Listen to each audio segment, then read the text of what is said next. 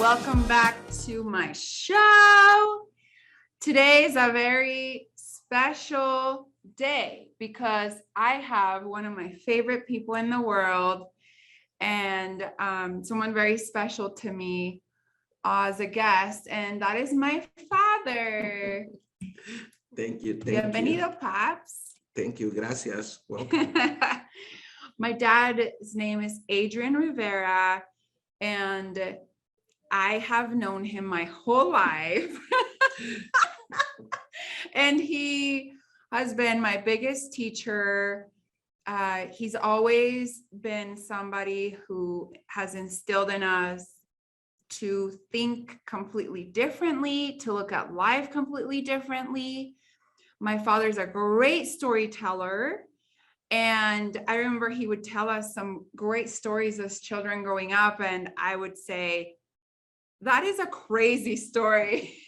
And now that I'm older, and all of those just wild stories he shared with us as children just really have made a big difference in my life. And as I keep getting older, I keep on realizing how true they are. And so my father just wrote his first book, Pops. Woo! Thank you for the introduction. And so welcome I'm to so the proud show, of you Dad. too. Thank you. Thank you for your show. Thank you for the people that listen to you. And thank you for the people that help you to be where you are right now. And you can enlighten people and come to you and you go to their life. Yes, I wrote a book. This one is in English, but it's also in Spanish. Because I found out today that some friends of my daughter, they don't know if I speak Spanish or not. Or English or not. Sorry, or English or not. This is, your father is weird. What other language he speak? And then a lot of people is surprised when they know that I can manage to speak in other languages, because they don't think that they can happen, right? They think that when they think about people that speak different language, they think about high educated person, and they never think about the circumstances of life when you're forced to learn another language so you can mingle and survive wherever you are. But anyhow, yes, to those people that ask, yes, I speak English. He speaks English and Spanish and French, and he has some good roots in other languages. He's a very wise man. My father is very educated, like any topic you can bring to him. And this is my thing, by the way, growing up with someone who was consistently helping me think differently and stimulating my brain all the time. It's like, that's why I'm the person who I am today, because my dad, you would always, do that for me. And so that's why I'm obsessed with learning. That's why I'm obsessed with reading. That's why I'm obsessed with growth, because it became this habit of stimulation in my mind. And that's why even in conversations, if they're not very stimulating or it's not deep, I'm like, oh, I can only handle it for so long. But it really, you helped me become the person I am today. Obviously, you helped completely make me the woman I am today. And, forever, I'm grateful for my pops. And I'm not going to start getting emotional today, but your books. So the name of the books is, in English, it's called Shaman, Awakening of the Natural Secret. That's correct. En español, Shaman, Despertar del Secreto Natural. And so I love the story in your book, Dad, and I know that you have many other stories in your life. And the truth is that you didn't have the most easy life growing up. And so, I just love for you to share a little bit of whatever you're comfortable in sharing. And then also, you brought us here to the United States. Here you are, #1 bestseller in Amazon with this book. And so whatever your heart desires to share today of your story, because it's a fascinating one. Thank you. And of course, I'm very proud of you. I don't make the woman you are. I help you to bring out everything that you have inside, because you've always been a brilliant person and a great woman. So I push you. That's what the shamans do. Shamans push people They don't cry with them. They don't be sorrow from them. We take the people to the limit so they can discover who they are, and they can go and conquer whatever circumstance is around. Mm.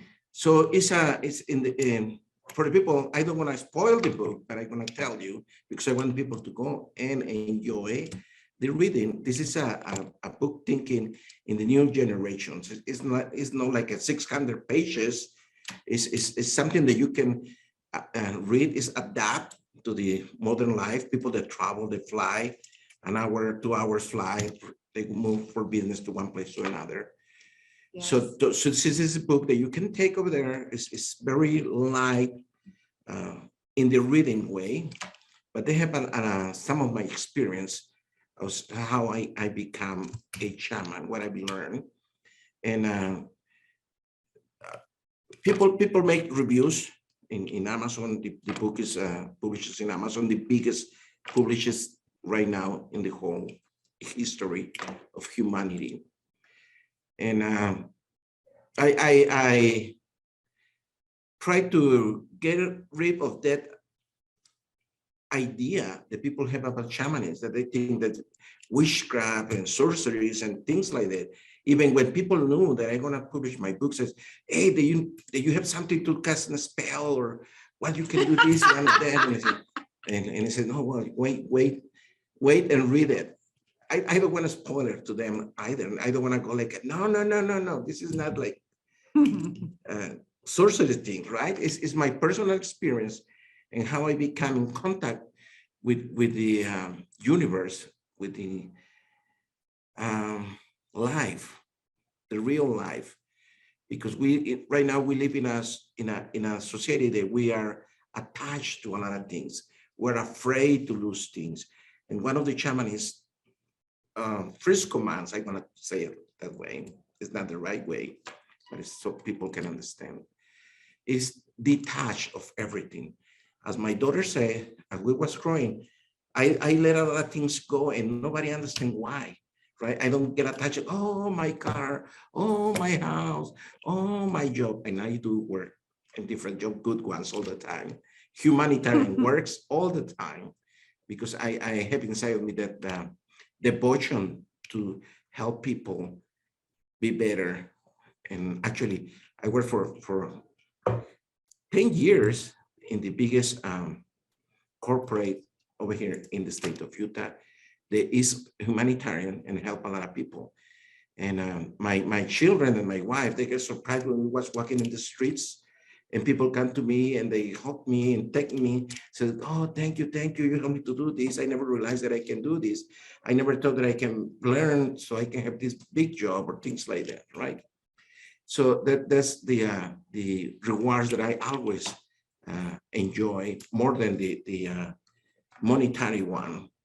And I know in these times, a lot of people is like, oh, we need to grow and be rich and things like that. It's not bad. Actually, money is the energy of God. And I know a lot of people are going to have a trouble with this one, but it's more deep than that. It's something that you really need to realize, that money is there for one reason, and it's not the bad reason. People use money to do bad things, but actually people do more good things with money than bad things. It's a very few the ones that do that. So yes, money is the energy of God. And I can write a book about that later. You should, Dad. You should do that one. I'm like, amen. No.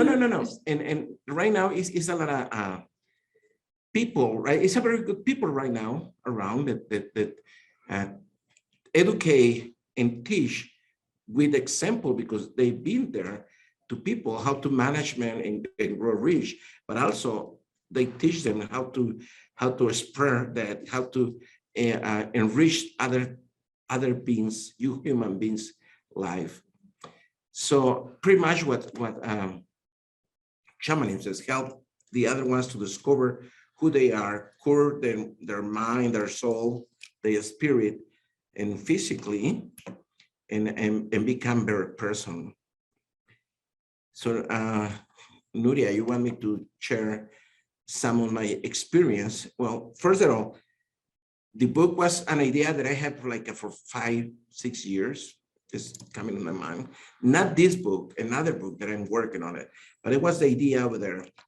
And then a lot of people, they don't know. My daughter know because she's my daughter, but I have a big health challenges. It ended in an open heart surgery, triple bypass, and I was out from this world for 12 hours, right? Yeah, Thank- my dad's always had some health challenges, and especially in his heart, multiple heart attacks, and then yeah, open triple bypass surgery. When was that? 3, 4 years ago? Three, two, 2.5 years. 2.5 years ago, and that was just traumatizing for everyone. But your experience in that was really out of body, out of the world. Yes, I think I shared this with you, and I wasn't prepared to share with other people. I tell my wife, my children, and my mother about this one. But people is afraid to die. And I find out for personal experience, most of the thing that I say is personal experience, is my personal opinion, and it's my personal point of view.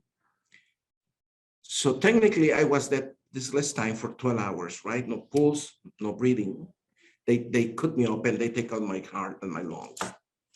For real, you can Google that or ask any doctor, that's what they do. So they put a tube in your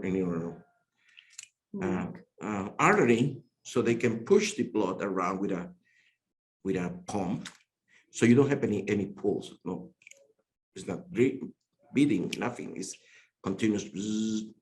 And then because they took out your lungs too, they put in a nice tray with some liquid over there. You're not breathing, so they inject to your body oxygen straight to your bloodstream. And as I said, you can check. I know it's a lot of people is in contact with the medical experience about that. And so that's what happened. Technically, I'm dead. No pulse, no breathing, nothing. And I felt like I was submerged in like I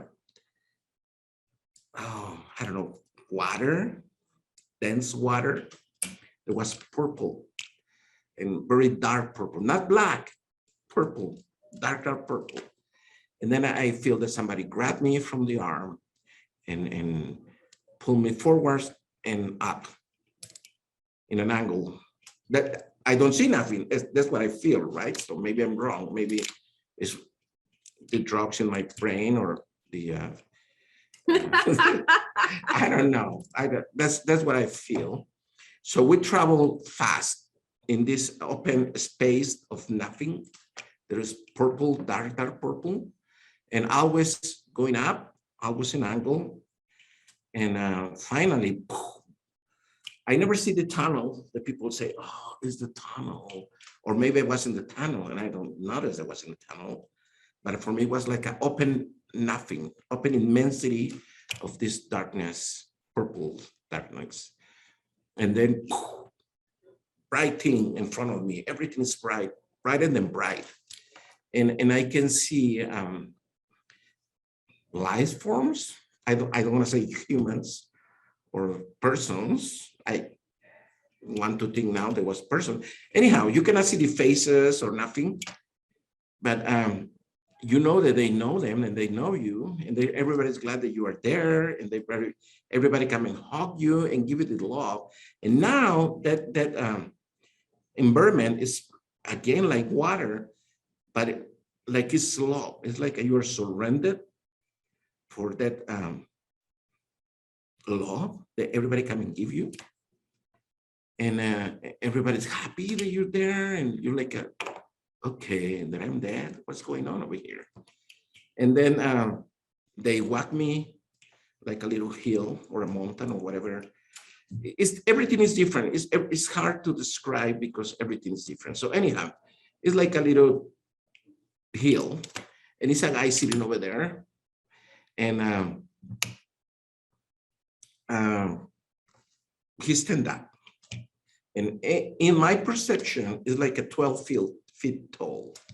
And I cannot see his face or his eyes or mouth, but I know he's looking at me and I know he's talking to me, even that I don't hear with my ears, but I know he's talking to me. And I'm thinking, oh, wow, this is not the Viking that everybody put over there, like Jesus Christ, you know, the blonde guy, tall with blue eyes, because you cannot see it, right? It's like, oh my. But you know, there's somebody important. And remember, this is 12 hours. So I don't want to go to the whole enchilada because maybe I was thinking right now that I'm going to write a book about it too. Yeah. Be careful. Just kidding. I'm getting ideas right now. Yeah. Downloading ideas. So, yes, you see all your life. Yes, he's over there and they come like everything is covered with like a HD screen over there, big one. And you can see all your life and whatever thing you forgot is like they go zoom and grow up and you can see. But the interesting thing is you are detached of any emotion. You know, it's your life. You know, when you know in one point you suffer, you'll be happy, or you was angry, or you abused, or you whatever you did. You can see it pretty clear over there. Nothing is hidden, it's right there. But you don't have any emotion. You don't feel guilty or sad or sick or sorrow. Yes, it's only the life that you live, the life that you went through is there, everything. But the most important, he made two important questions to me. And the number one question was what you did for other people. And again, you see all your life, you're like, oh my goodness. And then the next one, I think is more crucial, what you did for yourself. And then whatever you answer, right? It's no right or wrong answer because you're seeing, you cannot lie. You're not gonna lie, but even if you want to lie, you cannot lie because your life is there. You can see it. Full transparency. There's nowhere in that giant screen. There's nowhere to go. So anyhow, next thing that I know is I'm walking back to all this group of beings, the unlighted or illuminated or energies or whatever, spirits, if you want to call it. And then this guy come and grab me again from the hand. And then when he grabbed me, this time I knew who he was. He's one of my favorite characters in this world. Is the angel Michael, the angel of death. This is the real angel of death. Is the one to take the souls, or I believe that's the one to take the souls and take it wherever they need to go. And so the people say, oh, can we stay with him? Will we talk to him? Will we tell her the whole enchilada, what's going on here? And he says, no. I said, why? He's going back, you know. And I am like, what? Why am I going back? I don't want to go back. I feel good over here. No pain, no sorrow, no suffer, no angry, no nothing. I want to stay. I'm happy over here. I don't want to go back. And then I was telling them, and then I realized that I'm going down again in this emptiness of darkness environment. I don't know, space maybe. Mm-hmm. I don't know what it was, but not a tunnel. So maybe some people were so afraid that they have tunnel vision and they think it's a tunnel, but it's among us, the nothing of that dark purple. And we're going down faster than we was up. And I asked again, hey, what's wrong with you? Why are we My going? dad did not want to leave. No, I don't want to leave. And he He says, was why am I happy going back? And I asked a couple of times, and then he says, oh, well, you need to finish your job. And I said, what job? And then I opened my eyes, and then I have a tube inside of my throat, and I'm tied in my arms. I have wires and tubes and machines beeping around, and I start to cry. And I'm gonna cry right now. Because I don't, oh my God, I don't want to be here. but I'm here. I don't know what is my mission, what I need to finish. Uh, and it was very hard for me. I been dealing with depression issues since then, less now than at the beginning, because you was there and you love the praise, you know the praise. And now you back over here to the imperfect word. And no matter what we do, it's always going to be something that is not right for you. So anyhow, I think I'm gonna I'm gonna write a book about that experience, because it's a lot of people out there that my respect for them that die for 5 minutes or 3 minutes, and they make this huge collection of books about what is the life after death and things like that. And I believe that the people that are real have the experience. I mean, it's not that they don't have the experience, right? But people that have the opportunity to experience more intense. Why we cannot do something about it? Tell people that be dead or die is not a punishment. It is a reward, because you don't worry anymore about nothing. Like, give me chills. So maybe I gonna. Do you know that's one of the biggest fears in people is death? I know, but now, and you have a hard time with that when I tell you that I'm not afraid to die, and you know that you need to take care of yourself. Our whole family's like, no, Dad. Like, Good. what are you talking about? And my dad's just straight up honest and like, I just don't belong in this world. I don't know what I'm doing here. And we're like, no, we need you and we want you here. And you're like, go to the gym, you need to lose weight. I'm like, eat right, get your health better, your heart, Eat healthy. But a funny thing, right? I was vegan, 100% vegan before. And then after the surgery, I come anemic. So the doctors, all the specialists, because I was seeing a lot of doctors still are seeing a lot of doctors there. You need to eat animal protein so you can. So for 2 years, I was a struggle with the anemic. And so finally, I decided to incorporate like eggs and cheese and fish. And I don't like chicken. I never liked chicken or pork. So I forever. Chicken is kind of gross. Like it tastes. And pork, rubbery. So not my favorite. And I don't have any desire to eat beef. Right? The smell. I don't like it. But I said, well, things that I remember when I was little, like a quail or rabbit or deer or lamb. Only exotic animals, my father. Yes, expensive ones.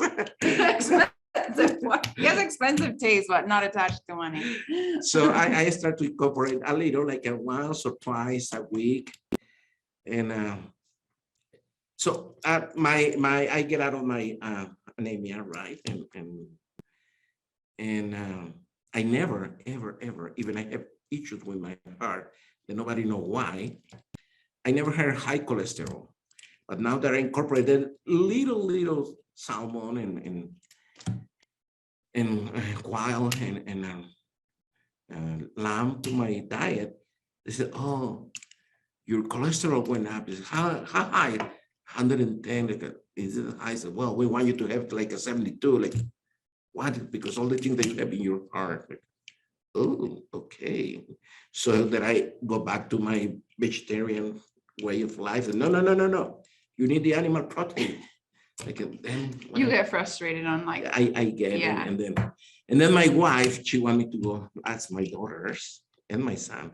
They want me to go to exercise. I'm very lazy about that. I really am. I prefer riding my motorcycle around. He has a Harley, drives around the Harley, and that's his form of exercise. And this is that my vibration in the motorcycle is enough exercise, right? So anyhow, he put me in the. I'm gonna make they don't pay me for this, okay? So to the Lifetime places, I think one of the nicest places to go over there. They have the nicest equipment and the installation and everything. And I go and swim and do this. And for the past 3 months, I think, I have health issues again. I had the flu, I had pneumonia, I had COVID, You're like, oh my God, but I don't die, right? I think I never gonna die now. So I think that now I think it's my punishment to be alive. But anyhow, Oh, so Dad. for 3 months I don't did nothing, and I put some pounds, and my wife is no. So yesterday I went to the gym and I went to swim. I swim for 20 minutes because I like to swim. And then this morning I was like, oh, I'm so sore. Oh, no. Good for you. That's a good sore. I'm so I proud know of that's what your you. mother says. That was a high five, everyone. But that's the But complication in my life. I know, but so I want to kind of bring it back because you had this near-death experience, which we all suffered through. And I love your vulnerability and sharing how hard that, that process was of Mhm. recovery. And you're still uncertain of why you're here. Sometimes you get frustrated, and I tend to understand that for you, but there's something special in this where you just wrote a book and you're Yes. getting a lot of good feedback and people Yes. wanting to know more of your stories. I know, right? And so I feel there's something to this, But right? so see, I explain, I get out of the way to explain something. It's okay, I bring you back. So I have the idea of the book, and then that happened, whatever I tell you, right? All the things that I tell you. And then I have another friend, he's a writer also, and he's a chairman also. And a lot of you guys, you know them. It's like, it's co-author of the Fifth Agreement, and it's Jose Ruiz, right? A lot of you guys know his Yes. father, Miguel Ruiz. And he lives in Utah. He lives in Sandy. He lives in Sugar House. He's my daughter's neighbor, but you don't know. But I know. Guys, I live next to Jose Ruiz. It's a big deal. And I like to think that he's my friend. So we connect a few years ago. We connect in a lot of things, and been in places and things like that. And let's like a 5 December, I think. We went to a convention of mystic people, and he was there. And the first thing that he hugged me and greeted me, and then he says, "What happened with your book?" And I said, "What book?" So you need to write a book. No, yes, you have all ideas, do it. And then in that conference, because it was like a conference for three or 4 days, like at the end was a guy from another spiritual guy from England, that he teach you how to become in contact with your spiritual side, so you can place your ideas in paper and ink, so people can learn. And he tells us a lot of techniques to do that. And so the idea was there, and I was doing, and then another guy for Spain, a 7 times bestseller, challenged me to write a book. It says, if you, he told me straight to my face, if you let me guide you, I guarantee you in 7 weeks, you're gonna be a bestseller. And I said, well, I not even had an idea what I'm gonna do. And he told me, well, do this like a beta test. Just do it. Don't need to be perfect. Just do it, and let's see what happens. Let the universe flow, let the energy flow, and bring your message out to the people that they don't know you and they want to know you, because the universe is reclaiming you, so these people can recognize you. And I was like, oh wow, he's a very good speaker. So anyhow, I accept his challenger, and he guided me for 7 weeks to the whole process that I don't know nothing about writing. I have ideas, but a new idea come, the idea of this book, Calling the Shaman, so I can explain to the people that this is not magic or spells or sorcery or nothing of that. And he was guiding me, and we did the book. And in one point, I want my daughter to help me to write the book, but she was so busy with going her life about going and be a. I offered though, but then mom ended up helping. Yeah. So anyhow, everybody was involved, helping me. And finally, I published the book, right? And I went to Amazon because it's the biggest publishers in the world right now. And I did everything that this guy told me to do.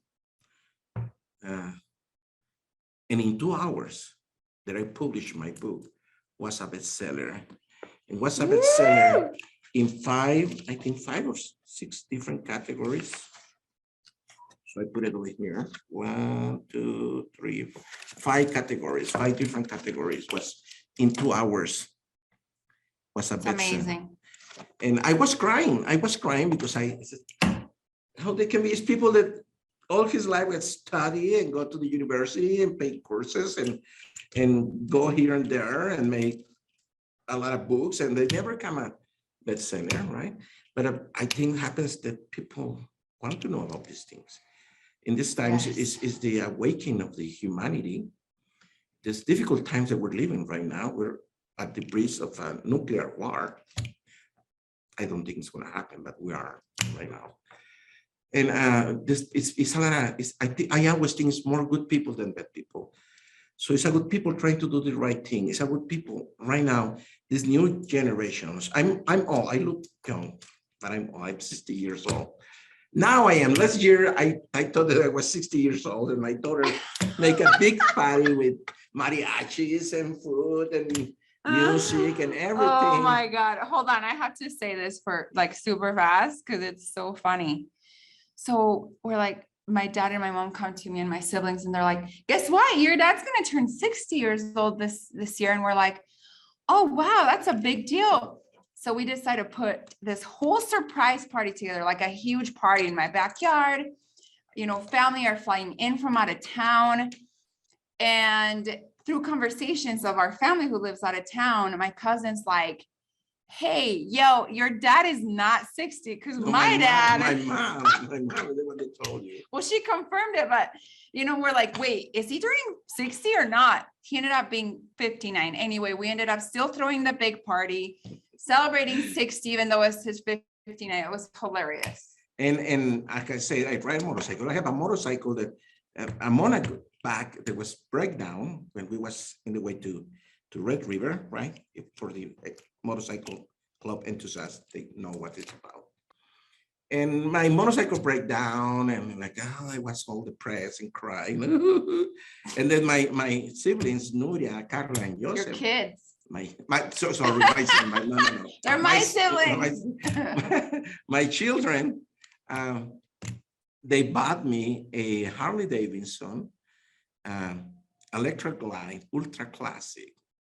So for the ones that know about motorcycle, they know what I'm talking about. It's top of the line.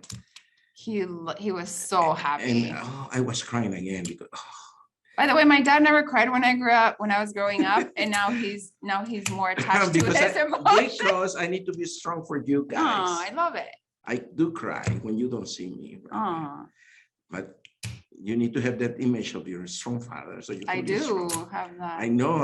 I build you more strong. You're your sister more strong than you need to be. You are really strong people and very smart and very compassionate human persons. So yes. Thanks. So anyhow, they throw the party, and then it happens to be there not 60, right? I was 59. I keep all the presents. So we want to do it this year again. No. Anyhow, I writing the book is a good thing for me.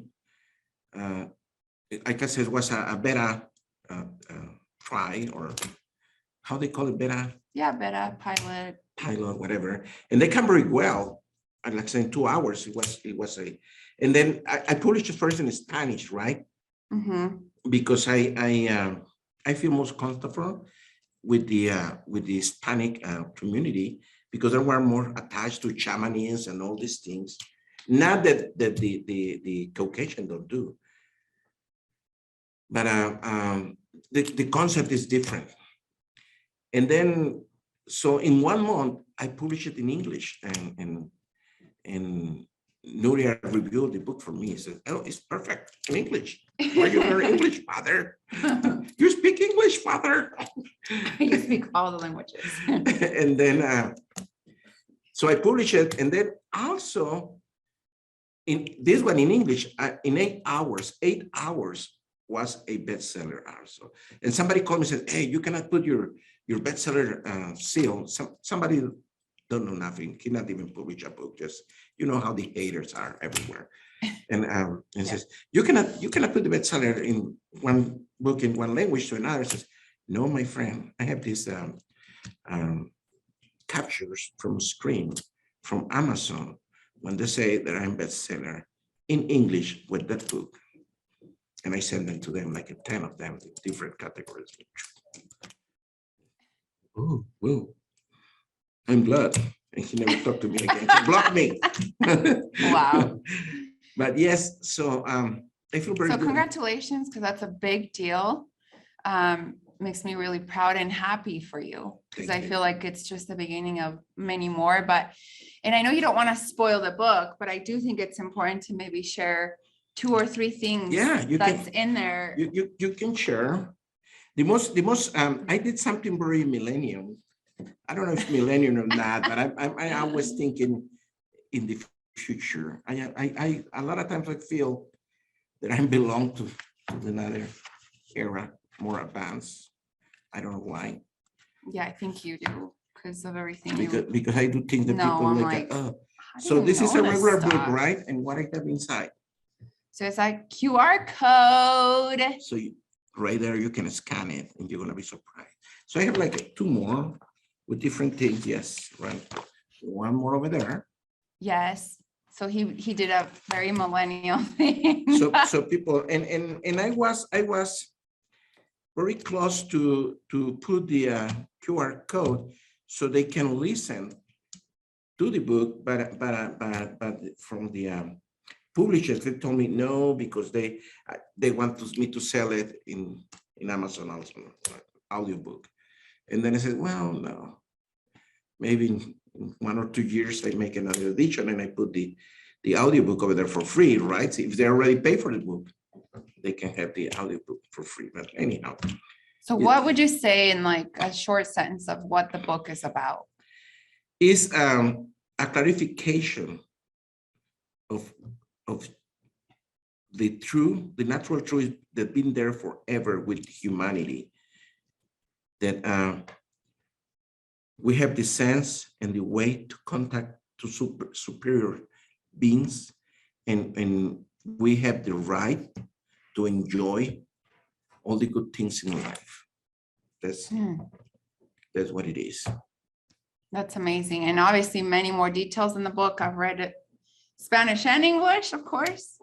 And but there's a piece that I think is really important to say, and you guys can read the story in the book, but my dad was homeless as a teenager. Yes. And it is through that pain and suffering that you were able to find that higher power, the shamans that helped you, and then kind of passed on that gift. They chose you and passed on their gift onto you. And it's just a very fascinating story. And so you definitely don't want to miss out on reading not only about shamanism and the truths of that, but also just my father's story through how he was woken up into this world. Because it's I was crying, you know, I'm like, I've heard him tell me this, but maybe not in as much detail, but it was very impactful. So get the book. Where can they get the book? So right now it's in Amazon. You can go to Amazon and put my name. My name is Adrian with double A, like Aaron, it's Adrian, and Rivera, or you can put the title Shaman Awakening of the Natural Secret. It's right there. So, and we'll also add it to the link for all of our listeners. So you can just click on it and they'll take you directly to Amazon. But anyone who's listening and is interested in buying the book, in Spanish, it's called Shaman, Despertar el Secreto Natural, and in English, Shaman Awakening of the Natural Secret by Adrian Rivera. And so go get the book. I promise it'll be, it is an easy read, like he said, and it's an amazing story and great information. And Dad, I know time always runs fast with you. Time doesn't exist with you. No, I not even use it. watch, never use it. I know. And I'm never late. What would be your like parting thoughts for the audience who are listening and into this world? This is the time for everybody to find out what they don't like in life, because everybody tell you, find what you like. And if you find it, you're never gonna need to work. And I think there's something wrong with that. You need to find the things that you don't like, so you avoid that ones, and then your life is gonna be better. That's for me, that's the truth. Everybody, every time, and everybody, they find out the things that you don't like and wipe it out of your life. You grow. You're like a river, you flow. You never stop. The river find a big rock, they don't want to fight with the rocks. Oh, we don't like this rock, let's destroy them. No, they go around, they take the shape, go around and let them back. And the river continues to be until they get to the ocean and they get better and bigger. So that's what happened. People think that they need to find the thing that they like, so they don't need to work ever, because they're doing the thing that they like. But I think it's more important to find out what you don't like, because you can be a mechanic, right?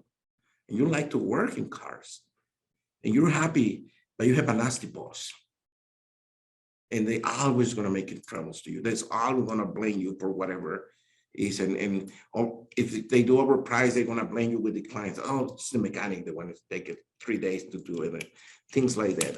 It's a very vagus description about the things, but it's right. If you say, I don't like this kind of boss, I like a boss that encourage me and like my job and see the value that I apport to the place or to the workplace, then I'm gonna stay there, and then I'm gonna be happy, because everybody need to work.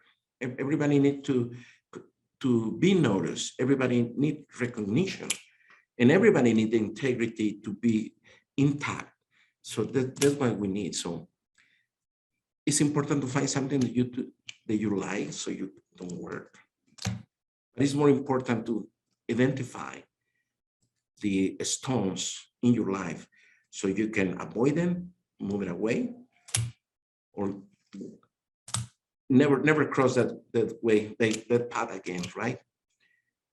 So that's what I'm thinking. And meditate. Now it's a big thing. Meditation is a big thing now. Everybody like and everywhere. Even my daughter has a meditation room. Then I think she did it because my influence. I don't know. Maybe she has a guru. I don't know. But I'm glad that she have it and people use it, because if we teach our children, our little children, we teach them to meditate, I guarantee everybody that in one generation we can change the world. That's amazing. I agree. Amen. And just to touch on find out what you don't like. I do feel that is a process of how you do find what you do like. So if you're not sure if you are stuck in a path and you're not sure where to go next, that's definitely helpful and a tool to get to understand what you do want. So, and we're not talking about being irresponsible, right?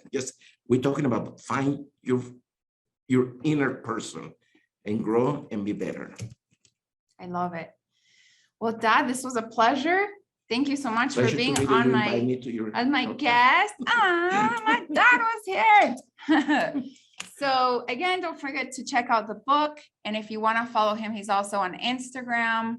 Yes. What's your handle? So see, you need to buy the book. You need to have all his contact information in the book. I put it over here and people like, why you put your email? There's a lot of, I don't care about the haters. So. It's a good thing that they talk about you. So his email is rivera.a.adrian@gmail.com. He's also on. You can read it, the other book. It's right there. Yeah, and then so his handle on Instagram is also Rivera. That's my spiritual name, Rivera Espiritu. Rivera Espiritu. And Facebook. Well, I have my Facebook, my page, personal page, and I have my fan page. And also YouTube. So Adrian, YouTube and he's everywhere. Facebook, email, Instagram, Google, So you can View, reach out to him whatever way. Twitter.